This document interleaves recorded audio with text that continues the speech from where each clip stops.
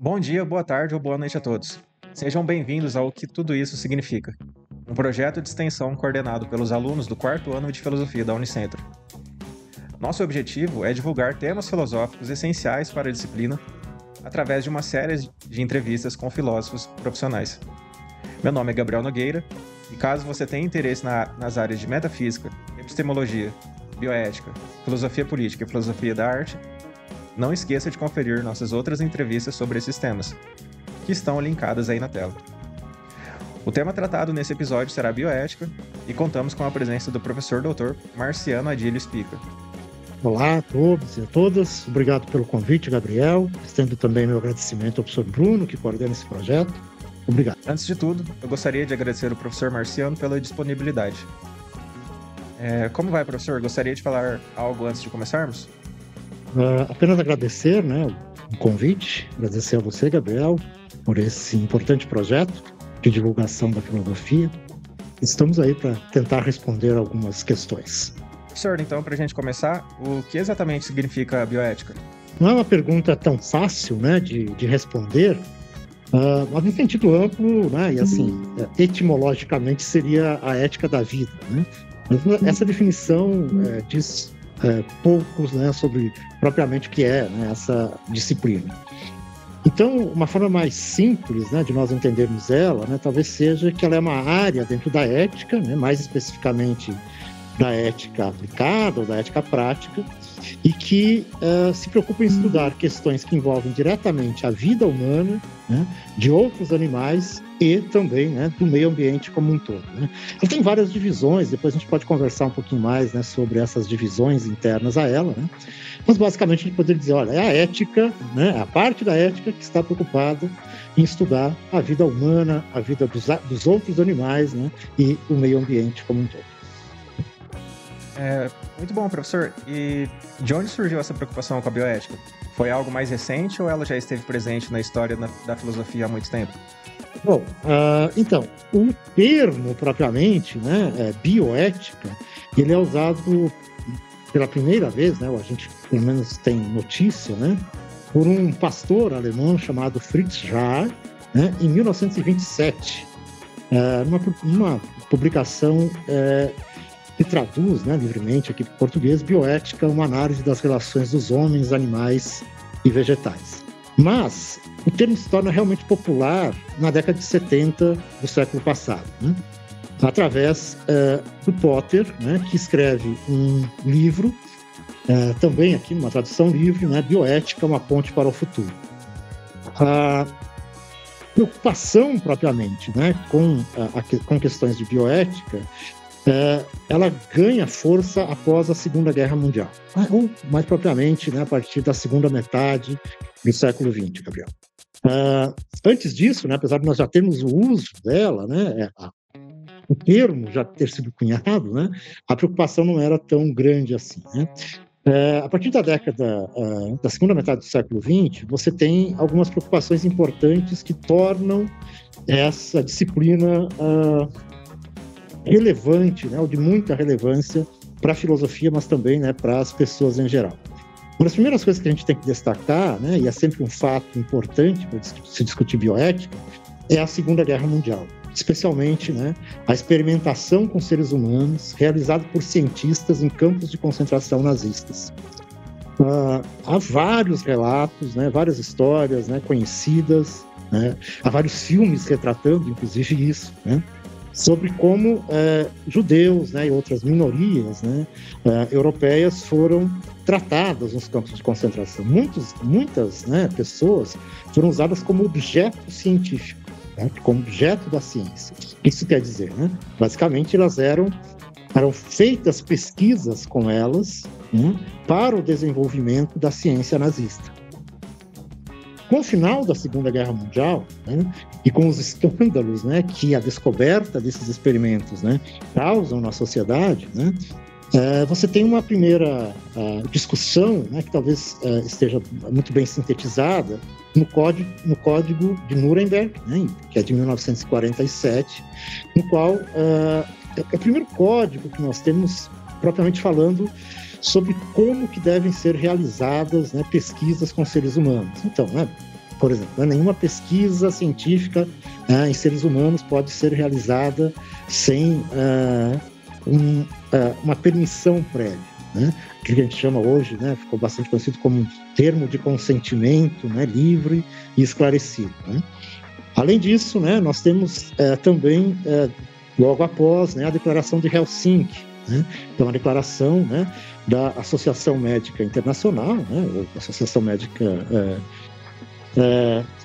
vai justamente, né, então, começar a regrar, tá, a relação médico-paciente, tá?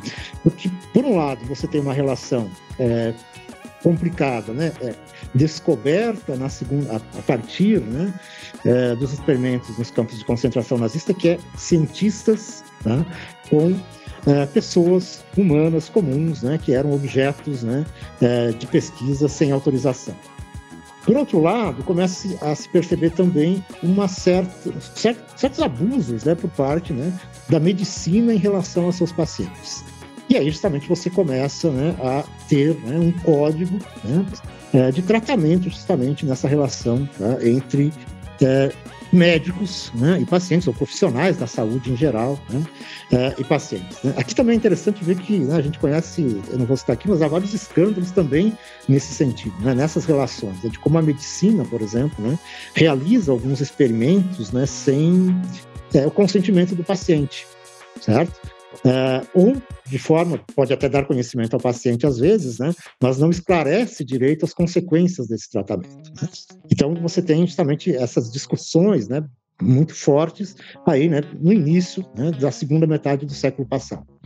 Até a gente chegar em 79, né, com a publicação do Princípios de Ética Biomédica, né, do Beauchamp e do Childress, que é considerado um grande marco, né, nos estudos de bioética. Por quê? Porque ele regula justamente, né, a relação médico-paciente e acaba, especialmente aqui no Brasil, acaba inclusive por ser uma espécie de marco regulador também da pesquisa científica. Boa parte da pesquisa científica hoje no Brasil, né, ela tem, assim, grande impacto, né, ou sofre grande impacto, tá, desta obra do Beauchamp e do Childress. Para além de questões, né, de bioética voltada a seres humanos, né, é na segunda metade do século passado também que se começam as discussões, né, bastante fortes, principalmente na década de 60, de 70, né, sobre como que nós devemos nos relacionar com o meio ambiente, como nós devemos nos relacionar, por exemplo, com outros animais, certo? Nós temos uma grande discussão aí ambiental, tá? E uma discussão, né, que fica muito forte, principalmente, né, já mais para o final, né, do século passado, que é a discussão sobre direitos dos animais, né, com Peter Singer, Tom Regan, né, e vários autores de ética, né, ambiental, ou que a gente chama hoje em dia de ecoética, né, mas que em sentido amplo, digamos, né, da bioética, fazem parte propriamente, né, dessa disciplina.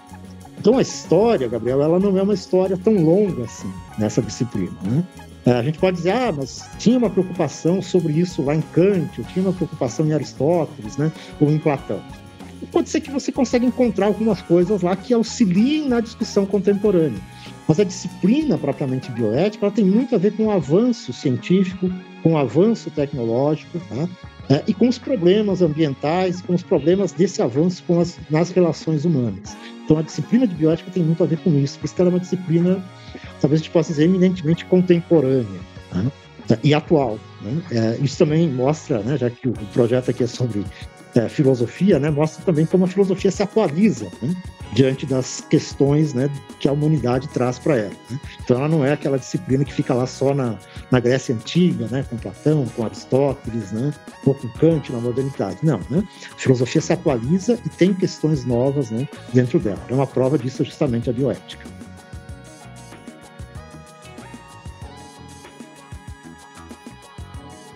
Professor, quando a gente fala em bioética, logo a gente pensa em médicos e hospitais, como os exemplos que o senhor citou, mas ela também atravessa outras áreas da vida, né?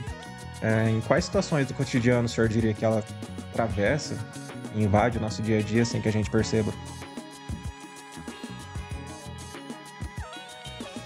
Bom, Gabriel, assim, é estranho, né, como às vezes a filosofia tem temas que tocam diretamente a vida humana, mas as pessoas não sabem, né, que a filosofia está lá na vida delas, né?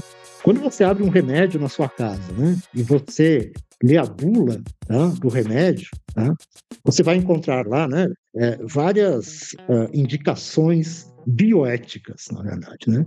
São indicações que se levou muito tempo, se discutiu muito entre especialistas, não é meramente científico. Né? Tem filósofo debatendo isso, tem teoria filosófica debatendo, né? Por exemplo, o uso de medicamentos, certo? Mas, né, por exemplo, também, né, tem a nossa relação com os animais, certo? Se você pegar assim há 30, 40 anos, né, a relação humana com os animais era claramente diferente da relação que nós temos hoje em dia, certo? Hoje, provavelmente, se você ou eu víssemos alguém, né, batendo num cachorro na rua, né, de forma aleatória, né, que não é um gesto de autodefesa, mas sim um gesto de agressão ao animal, nós ficaríamos horrorizados, nós diríamos assim, nossa, né, que coisa estranha. Mas isso era muito comum até pouco tempo atrás, certo? Hoje nós nos revoltamos e muita gente se revolta quando nós usamos animais meramente como meios de diversão, certo? Isso é a bioética atuando, isso é todas as discussões que foram feitas, como eu falei já na tua pergunta anterior, né? Durante muitas décadas dentro da filosofia, certo? Isso está se refletindo, né, na vida, tá, das pessoas. A nossa relação com o meio ambiente, tá? Por exemplo, nós temos o direito de poluir um rio, né, simplesmente para nós, né, desenvolvermos, né, sei lá, uma máquina X, né? Essa é uma discussão que até pouco tempo atrás não se fazia. Se você pegar a história da Revolução Industrial, é um negócio meio absurdo, né? Porque basicamente era feito tudo para produção, né? E hoje não. Hoje, quando se vai instalar uma indústria nova numa cidade, eu preciso de uma licença ambiental, certo?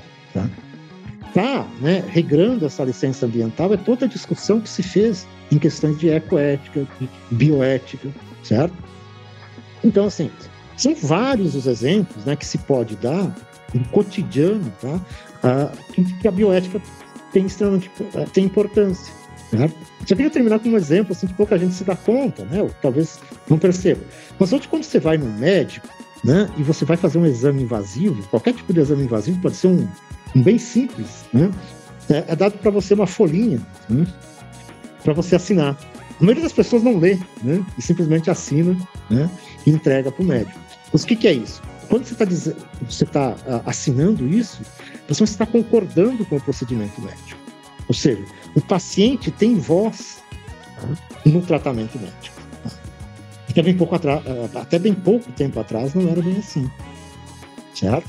Então, quando você assina aquela folhinha, basicamente foram os filósofos novamente, né, durante muito tempo discutindo, será que o paciente não tem nenhum papel na relação médico-paciente? Certo? Então, bom, eu assino a folhinha lá se você ler com cuidado, né, você vai ver que tá, né, os riscos que você corre, certo? Você está autorizando o médico a fazer o procedimento, tá? Você está dizendo que você aceita esses riscos, né? Isso são questões de bioética, né, e que estão refletidas no dia a dia, né, das pessoas, né? Nem sempre, assim, talvez um dos problemas da filosofia para ela não ser tão famosa, né, é que ela sempre se transforma em algo que não parece filosofia, tá? No mundo real, tá? As pessoas simplesmente nós aplicamos aquilo que se discute na filosofia, né, e não damos o devido crédito, né, para a filosofia, né? A gente não lida muito com direitos autorais, né, na filosofia, né? A gente é muito ruim, né, em receber direitos autorais, né? Mas a filosofia e a bioética aqui, né, ela está muito claramente em questões cotidianas e afeta diretamente questões cotidianas, né? Eu lembro de um caso, né, de um colega meu lá do doutorado, por exemplo, que fez toda uma discussão no doutorado sobre flúor na água, certo? Quais seriam os impactos, né, de você adicionar flúor na água tratada, que vem na sua torneira, né, para combater cárie dentária, por exemplo. Certo? Então, isso é filosofia, claro, é uma filosofia mais aplicada, mais direta, né, mas é filosofia, tá? Está se discutindo aí, né, justamente no dia a dia, no cotidiano. Então, assim, para brincar, até a água que você toma na torneira tem um pouquinho, né, de discussão bioética aí, né, e que é importante, na verdade, né, para a sua saúde. Muitas vezes as pessoas acham que a bioética é um assunto distante só de médicos, cientistas ou filósofos. Mas o senhor diria que todos nós, em algum momento, iremos nos deparar com algum dilema bioético ao longo da vida? E quais seriam as decisões que a gente poderia tomar diante de algum caso concreto? E quais seriam as implicações dessas decisões? Bom, Gabriel, essa é uma pergunta bastante complexa, né? Assim, você começa justamente aqui a continuidade, né, da resposta anterior, né? Acho que eu dei vários exemplos, né, de como que a bioética está, na verdade, no dia a dia, né, das pessoas, né? Para nós na filosofia, é claro que chama muita atenção os dilemas bioéticos, né? Nós somos fascinados, né, por dilemas e por tentar resolver, né, os dilemas, tá? Mas assim, há muitas situações, né, que eu não diria que são propriamente dilemas, né, bioéticos, né, mas que basicamente vão estar presentes no seu dia a dia, como eu falei já antes, né, nos exemplos que eu dei sobre, né, de questões ambientais, questões médicas e assim por diante, né. Mas assim, um exemplo talvez mais comum hoje, tá, e que eu sempre uso muito com os meus alunos, né, é um dilema do churrasco do domingo, né, certo? Há muitas discussões dentro da filosofia, né, sobre se nós deveríamos ou não nos alimentarmos de animais, certo? É uma discussão forte, profunda, com vários autores, né, defendendo, né, assim, a contrariedade à alimentação, né, carnívora, certo? Esse é um clássico dilema, né, que você vai ter dentro da bioética, né? Mas alguns dilemas talvez sejam mais obscuros, né, e menos tratados, né? Quando uma adolescente engravida, por exemplo, num país em que é permitido o aborto, certo? Ela precisa decidir, certo? Entre, né, continuar com a gravidez ou interromper a gravidez. Tá? Isso é um outro tipo de dilema bioético. Temos certeza, né, de que o aborto é correto ou é incorreto? Não temos. É uma grande discussão, né? Hoje nós temos alguns consensos, né? Em alguns casos, né, certamente o aborto parece, né, ser consensual, né? Casos de estupros, anencefalia, né, e assim por diante, né? Mas há vários que nós ficamos na dúvida ainda, né? Se realmente nós deveríamos ou não, né, defender o aborto, né? O mesmo acontece com a eutanásia, né? Olha, né, deveríamos continuar, né, a vida, sei lá, do meu ente querido, né? Quando já tem, assim, todas, né, os prognósticos, né, de que essa vida é uma vida estendida, por exemplo, né? E de que essa vida estendida está causando dor, né, ao paciente. Deveríamos ou não, né, desligar os aparelhos, né? Acho que você mesmo fez uma pesquisa sobre isso, né, Gabriel? Você sabe muito bem como isso é complicado, né? Porque basicamente parece muito fácil dizer, não, temos que desligar o aparelho, né? Mas quando você vai para a vida real, né, quando é você, né, que tem que desligar o aparelho, quando é você que tem que dar a autorização, né, de desligar um aparelho no caso de eutanásia, a coisa se complica bastante, né? Você traz várias outras questões, né, dentro, né, dessa questão. Então, assim, acho que os dilemas bioéticos, eles aparecem na vida, mas a gente tem que chamar atenção também para o fato de que há muitas coisas na bioética que não são dilemas, propriamente falando, né? E são coisas que nós já chegamos, que nós, como humanidade mesmo, né, acho que nós chegamos em alguns pontos, né? Por exemplo, né, é muito terrível que a gente aceite, né, maltratos a animais, né? É terrível que a gente, né, aceite, né, que florestas inteiras sejam destruídas para a criação de bovinos, entende? Ou seja, né, parece que a tecnologia já resolve alguns problemas, certo? E a gente não precisa se ater, né, ou regredir, né, nessas questões. Então há dilemas, mas há também coisas que já estão meio que dadas, né, meio que humanamente consensuais aí nesse debate. Professor, e na opinião do senhor, quais são os grandes dilemas do nosso tempo? Tipo, além da eutanásia, do aborto,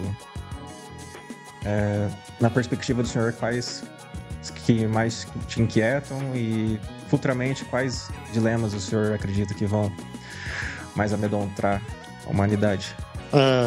Eu acho que os dilemas, muitos deles se repetem, né? Assim, a relação médico-paciente, né? Ela está aí ainda, né? A gente Se você vê a pandemia, por exemplo, né, toda a discussão sobre a pandemia, né, se realmente, né, o médico tem direito de receitar um remédio, né, sem comprovação científica, se o paciente deve ou não aceitar, o quanto que ele está esclarecido, por exemplo. Lembra da polêmica da cloroquina, né, por exemplo, né, no Brasil, né? Então, assim, como esclarecido está um paciente, o médico, né? O que é o médico ali enquanto está fazendo a consulta? Ele é um cientista ou ele é simplesmente um sujeito que prescreve, né, aquilo que a ciência está dizendo para ele prescrever? Então, isso são dilemas ainda que são clássicos da bioética, mas ainda são importantes, né?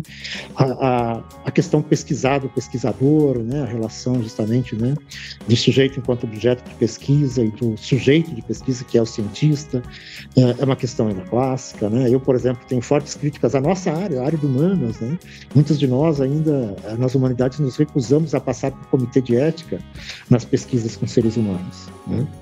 Então parece que isso já é uma questão dada já para outras áreas da ciência, mas para ciências humanas, né, a gente vai na escola, por exemplo, entrevista crianças, certo? Tá? E a gente não passa para o comitê de ética e depois publica um artigo, certo? E não dá data evolutiva para a criança ou para a escola, né, da nossa pesquisa, certo? Então a gente vai lá, usa a escola como objeto de pesquisa, né, mas não volta para a escola dizer para a escola o que a gente acha enquanto cientistas, né, que a escola precisa melhorar, certo?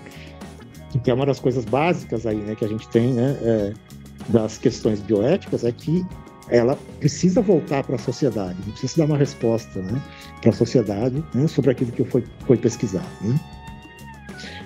As questões, né, mais comuns hoje, né, assim, por exemplo, questões de neurociências, né, o quanto, né, a gente pode alterar ou não, né, o nosso cérebro, né, a indústria farmacêutica, né, qual que é o limite do remedinho para nós, né, assim, melhoramento cognitivo, né, assim, todas essas são questões muito importantes, né, em termos bioéticos. Inteligência artificial, todas as questões que vão trazer, né? Mas eu acho que uma assim, que a gente ainda fala pouco, parece se preocupar pouco, assim, até mesmo dentro da filosofia, né? Ou menos do que a gente deveria, é a questão ambiental. A gente está próximo aí à COP30, né, no Brasil, né? E é uma coisa muito importante, né? Assim, nós precisamos urgentemente discutir questões, né, ambientais. Porque, veja, hoje nós estamos fascinados por inteligência artificial, né? Mas nenhum de nós está discutindo, né, os impactos energéticos da inteligência artificial. Nós estamos discutindo, o robozinho realmente vai, né, ser um ser humano? Vai. A que preço? A que custo ambiental? Assim, isso é uma pergunta que tem que ser feita, inclusive por nós filósofos, né? Eu gosto muito, né, de uma frase do meu ex-orientador, né, que ele costumava dizer assim, olha, uma coisa é nós gostarmos de ciência, outra coisa é nós sermos escravos da ciência, enquanto filósofo, né? Certo? Ou seja, só seguir aquilo que a ciência está dizendo sem questionar. Eu acho que o caso da IA é um caso clássico, né? Qual é o impacto ambiental, certo, de nós usarmos, né, o ChatGPT? Né? A gente não vê o impacto quando está na frente do computador. Né? O impacto, né, em bilhões de litros de água, né, que são usados, né, para resfriar, né, os equipamentos, né, da IA, ninguém está falando, ninguém está discutindo. Certo? A poluição gerada, justamente, né, quando nós buscamos terras raras, ninguém está discutindo. Professor, já pegando gancho sobre o assunto da IA, a inteligência artificial já começou a atuar em diagnósticos médicos e até mesmo em alguns casos de tribunais. O senhor acredita que a gente realmente pode confiar que uma máquina decida sobre algo tão essencial quanto a vida ou a justiça? E mais uma coisa, se a IA cometer um erro médico ou jurídico, quem deve ser responsabilizado? O programador, a empresa ou a própria tecnologia? E uma última pergunta, se os algoritmos não têm consciência, faz sentido falar em responsabilidade moral?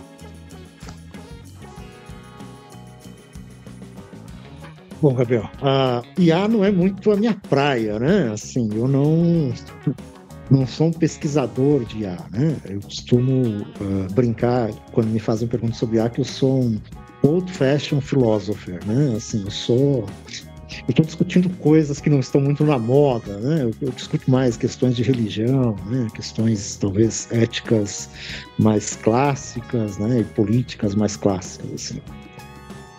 Então, para não cometer nenhum deslize propriamente, né? E não dizer que não falar besteira aqui, porque eu acho que uma das coisas que a gente tem que também aprender enquanto filósofo é que a gente às vezes não consegue falar sobre tudo, né? Então, realmente, eu não sei te responder assim, olha, qual que é o limite, ou se realmente ele é... Claramente, hoje a IA não é um agente moral, tá? Por enquanto, certo? Tá? Por quê? Porque, basicamente, ele é alimentado, né? Então, quem tem que ser culpado é justamente quem está alimentando, né, essas IAs e assim por diante, né? As empresas de IA, tá? Eu não considero a IA atualmente como um agente moral. Certo? Quer dizer que ela nunca vai se tornar um agente moral? Não sei, tá? Aí realmente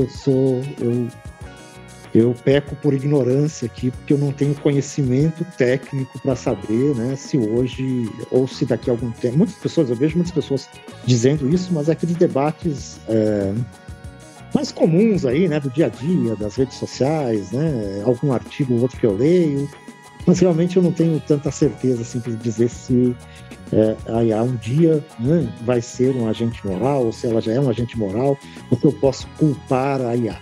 Né? Eu sei que já tem processos contra IAs, né, literalmente, né? Mas sem dúvidas, porque nós teríamos que provar realmente, tá, de um ponto de vista filosófico primeiro, se a IA é realmente um agente moral. Tá? Ele é capaz de tomar decisões, é capaz de avaliar propriamente, tá, o certo ou o errado, a IA. Só pela IA, não aquilo, né, que é alimentado nela. Tá? Mas provavelmente daqui a bem pouco tempo, né, pelo que o pessoal tem falado, nós teremos que encarar justamente essa discussão. Né? Mas talvez uma questão, né, mais interessante para mim hoje, né, se a IA é um paciente moral, né, se ela deveria ser levada, né, ou tomada em consideração moral, tá? Mais do que propriamente um agente. Né? Eu acho que essa é uma outra discussão, né, bastante importante. Eu não vou falar muito, né, sobre essa questão da IA para não falar besteira aqui, tá, Gabriel?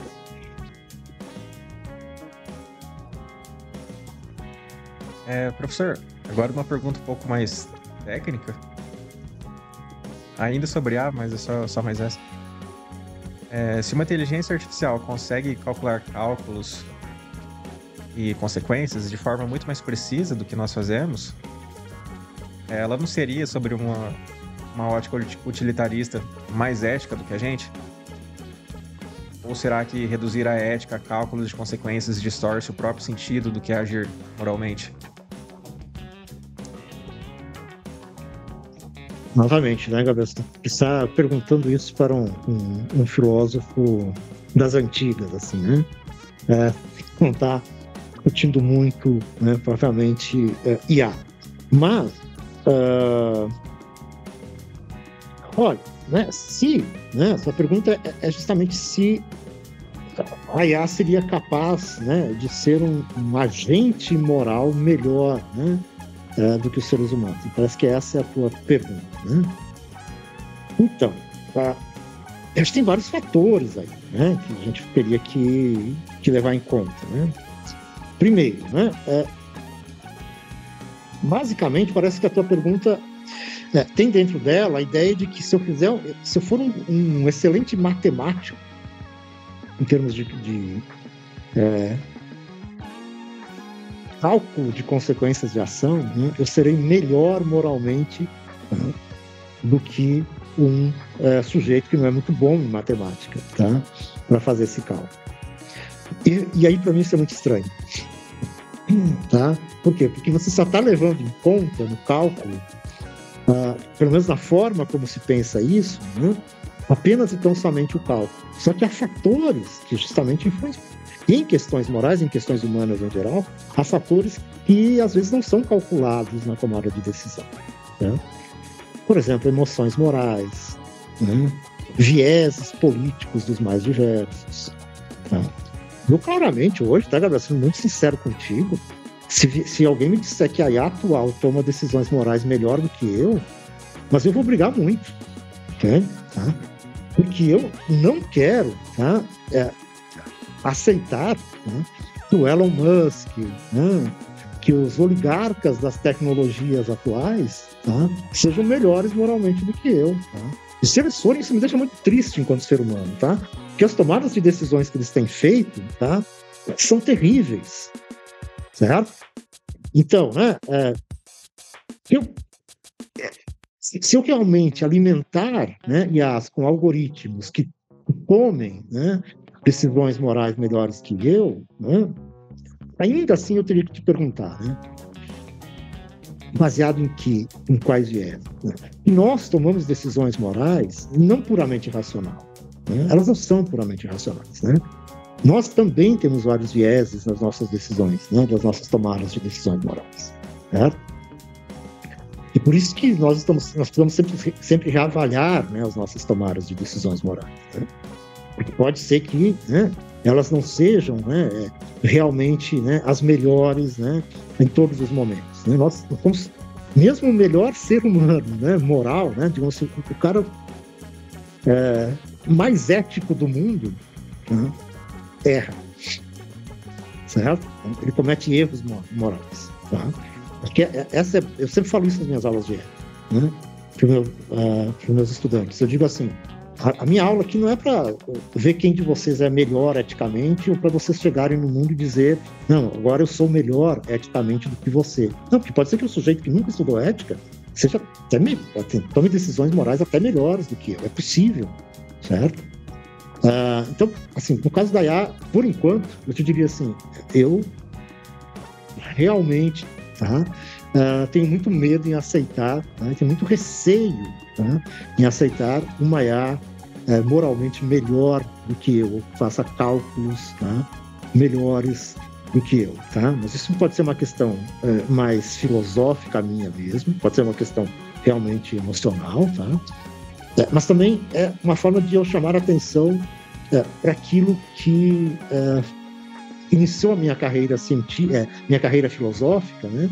Que é justamente uma discussão sobre a relação entre valor e ciência, certo? Uma discussão que era muito forte lá no século XX, né? E que, novamente, assim, acho que a gente precisa voltar a discutir, certo? Tá? Que é se perguntar, realmente nós vamos deixar na mão da IA, né, sabendo tudo de como funciona a IA, quem domina a IA hoje em dia, certo? As tomadas de decisões morais e políticas da humanidade, né? Eu te faria uma pergunta, assim, bem séria, né? Você elegeria para presidente do Brasil uma IA? Com o conhecimento atual de IA que você tem? Né? Por quê? Né? Porque, pela tua pergunta, parece que ele é um sujeito, né, melhor, que resolve melhor os problemas. Será mesmo? Nós elegeríamos uma IA, né, pode ser que no futuro nós façamos isso, certo? Então a IA, né, nos governa. Mas hoje, tá? Hoje eu fico com o Wittgenstein em um pequeno lembrete que ele dá, né, numa obra chamada Cultura e Valor, né? Ele diz assim, a gente tem que tomar cuidado, né, porque o que está acontecendo em muitas situações, tá, é que nós somos, assim, eu vou parafraseá-lo não literalmente, tá, mais ou menos assim, né, nós às vezes, diante da ciência e da tecnologia, nos ajoelhamos, tá, nós filósofos nos ajoelhamos diante dela, né, como os fanáticos religiosos se ajoelham diante de seus deuses, sem questionar, né? Então, eu acho que isso é muito importante. Nós precisamos repensar, né, e com mais calma, né, talvez, né, nessas questões. Né? Isso não é assim, você já poderia, né, dar uma contra-resposta, né, Gabriel, dizendo assim, não, mas isso, cara, você é tecnofóbico. Né? E eu sempre digo, gente, cuidado com o uso desse termo também, né? Porque nem todo mundo que está alertando sobre os problemas da ciência e da tecnologia, tá, é tecnofóbico ou anticientista. Né, ou anti-ciência, tá? Só está chamando a atenção, tá? O fato de que nós precisamos discutir algumas questões, tá? Antes de sairmos dizendo, não, né? Temos que desenvolver, né, uma IA, por exemplo, né? Uma IA perfeita do ponto de vista moral, tá? Minha pergunta é qual a necessidade disso, tá? Realmente precisamos gastar bilhões e bilhões e bilhões para desenvolver uma IA desse tipo? Por pura curiosidade humana? Né? Talvez a gente tenha problemas mais reais, né? Para serem resolvidos. Né? Isso, novamente, é uma questão, talvez muito mais de um viés filosófico que eu tenho, né? Do que propriamente. Né? E com isso não estou dizendo que as pesquisas filosóficas sobre IA devem parar, tá? Não. Né? Elas devem continuar, né? Deve-se discutir tudo isso. Tá? Mas acho que também tem outro lado, a gente tem que ter um pouco de cuidado, justamente se perguntar por quê, né? Nós precisamos disso.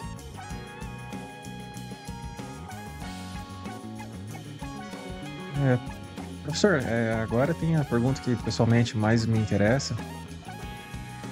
Qual que é a diferença entre como que a bioética é tratada dentro da academia e como que ela aparece na vida real?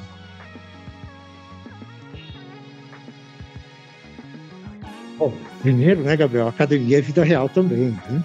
Assim, isso que nós estamos fazendo aqui, né, é vida real, né? Eu vou começar com uma resposta meio clichê para você, né? Assim, todo mundo fala que a universidade, ela reflete a sociedade, ela é um reflexo da sociedade. Um pouco a gente fala, e talvez a gente precise começar a falar mais, tá?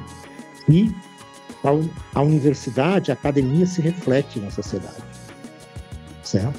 Tá? Essa entrevista que nós estamos fazendo aqui, com as tecnologias que nós estamos usando, tá? É um reflexo da academia, da ciência, da tecnologia na sociedade, certo? Mas a filosofia também. Né? Nós ficamos, às vezes, né? Nós sofremos, parece, enquanto filosofia, de baixa autoestima, sabe? Porque nós olhamos para o mundo, né, e dizemos assim, nossa, ninguém liga para nós, né? Parece aquele sujeito sozinho em casa que não consegue, né, arrumar um parceiro, uma parceira, e fica assim, não, ninguém gosta de mim, né? Mas não sai para olhar o mundo, né? Às vezes a filosofia faz isso também, só que isso é irreal, tá? A filosofia está refletida na sociedade. Como eu já falei, pode ser que as pessoas não entendam isso como filosofia, certo? Tá? Mas a mesma coisa acontece com a biologia, com a física, com a química. Tá? Você está comendo química, você está, né, usando biologia durante muitos momentos da sua vida. Tá? Você não está dizendo, olha, isso é biologia. Certo? Isso está acontecendo na sociedade. Né? Então, a bioética, a diferença entre aquilo que você está chamando aqui de vida real, né, e a bioética acadêmica, né, é que basicamente nós estamos preocupados com questões mais de fundamentação bioética. Certo? Nós estamos querendo saber o seguinte, né? Por que né, aquilo que você está achando que é correto, certo? Né? Enquanto o sujeito, na vida dele, ele está seguindo a vida, tá? Até porque, assim, né, vou brincar aqui, porque eu sou pago para fazer isso, certo? O sujeito é pago para fazer outras coisas, certo? Tá? Não quer dizer que ele não possa também questionar, né? Mas exigir que esse sujeito, né, da vida cotidiana, né, fique o tempo todo fazendo as questões que eu, filósofo, faço e os meus colegas filósofos fazem, né, é exigir demais dessa pessoa, certo? Tá? Porque basicamente ela está preocupada com outras questões, certo? Tá? É como, sei lá, né, pedir para uma pessoa comum explicar as leis da física, né, a todo momento. Tá? Ela está usando a física, entende? Explicar por que o carro, né? Eu, por exemplo, eu dirijo meu carro, se me perguntar qualquer coisa sobre mecânica, eu sou péssimo. Tá? Isso me torna uma pessoa, né, sei lá, né, melhor ou pior em termos epistemológicos? Eu acho que não. Tá? Certo? Eu simplesmente acho que, por uma questão pragmática, por uso do tempo, meu tempo é finito, eu vou morrer, né? Tá? Eu não tenho eternidade. Então eu preciso definir certas prioridades do que eu quero ou não conhecer.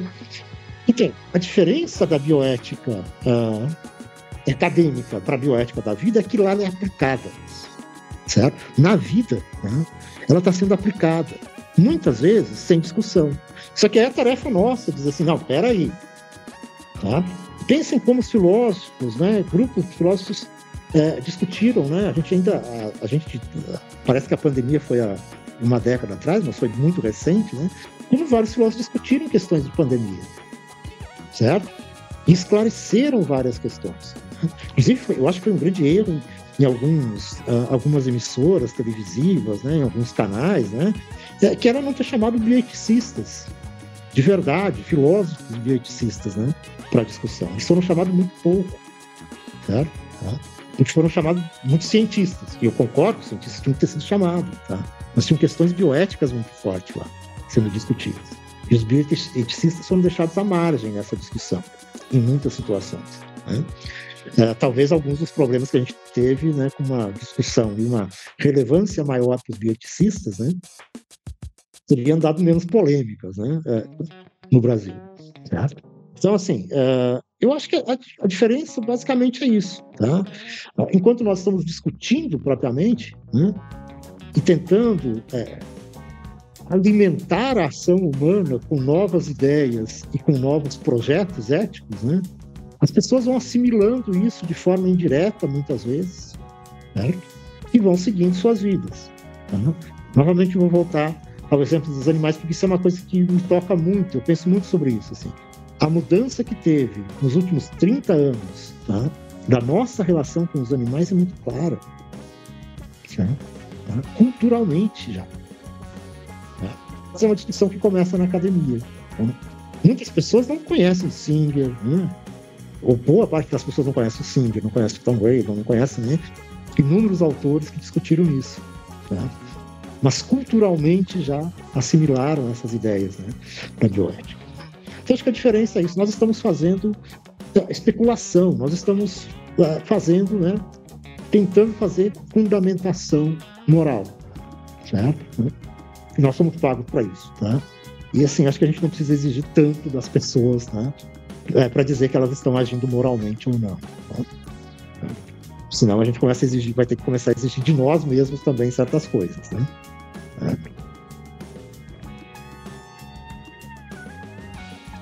Muito bom, professor. Eu adorei a resposta.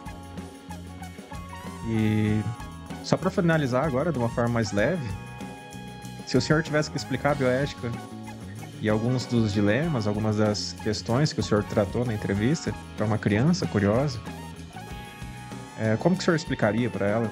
Como que o senhor falaria sobre bioética e de todas essas questões para uma pessoa mais jovem?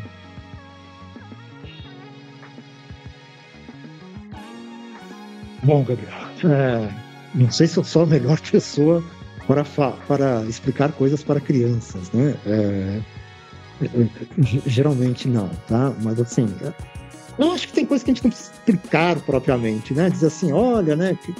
Pegar a criança, sentar, né? E dizer o que é bioética, né?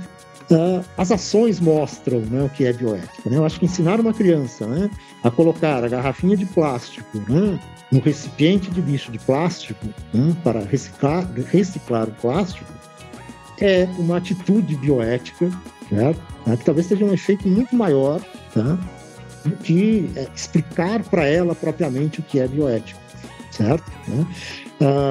Então, assim, eu acho que com crianças, né, talvez quando você vê uma criança, sei lá, né, dando um tapinha, né, no cachorrinho dela, dizer para ela, não, olha, cuidado, né, certo? Essa vida tem um valor, né, certo? Ele sente dor, né? Não bate nele, né? Assim, essas coisas simples, né, do nosso dia a dia, tá? Eu acho que ensinam bioética. Na verdade, tá, Gabriel? Eu acho que a humanidade é muito boa em ensinar valores, tá? Assim, eu não sou tão pessimista assim, tá, com a humanidade. Tá? Acho que a humanidade é muito boa em ensinar valores. Boa parte de nós tem valores que aprendeu no dia a dia, né, sem saber propriamente ou sem enumerar propriamente, né, bioética. Né? Então, acho que, claro, fazer essa criança pensar, né, em algumas coisas, né, por exemplo, né, assim, o que vai acontecer com o plástico que ela joga fora, né, se ela jogar fora, né, certo? O que acontece com o animalzinho quando ele está sofrendo, né? Acho que tudo isso são formas de ensinar, né, a essa criança bioética, certo? Mas tem certas coisas que são melhores mostradas, eu acho, tá? E eu acredito muito nisso em termos de ética, né? Eu acho que, principalmente na infância, né, eu acho que atitudes morais são muito mais educativas, tá, do que discursos morais, tá? Para a criança. Né? Só você pensar, né? Como as crianças repetem rapidamente aquilo que você está fazendo. Né? Certo? Se elas gostaram daquilo que você está fazendo, elas tentam repetir muito rapidamente. Tá? Então, eu acho que talvez ensinando atitudes, né, bioéticas, isso joga um peso muito grande no adulto, né? Muito mais do que na criança. Né? Eu acho que é correto, na verdade, né? Que é o adulto que precisa, de alguma maneira, né, se responsabilizar por essa educação moral. Eu acho que a forma de exemplificar ações morais, né, através de atitudes morais, é um caso clássico, né, de como educar as crianças, né, para questões bioéticas.